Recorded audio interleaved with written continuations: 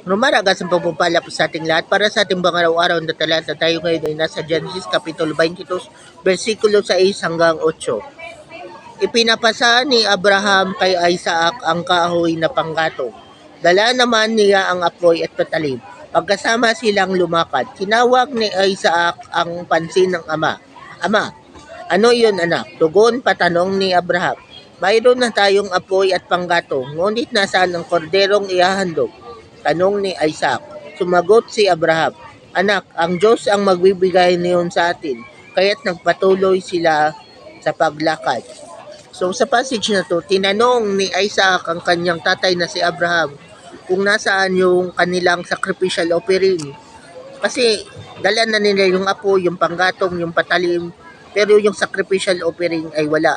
Hindi alam ni Isaac na siya yung magiging sacrificial offering. Bagamat ganun, pinalakas pa rin ni Abraham ang loob ni Isaac sa pamagitan ng pagsabi na si Lord daw ang magbibigay sa kanila ng sacrificial offering, magpo-provide si Lord.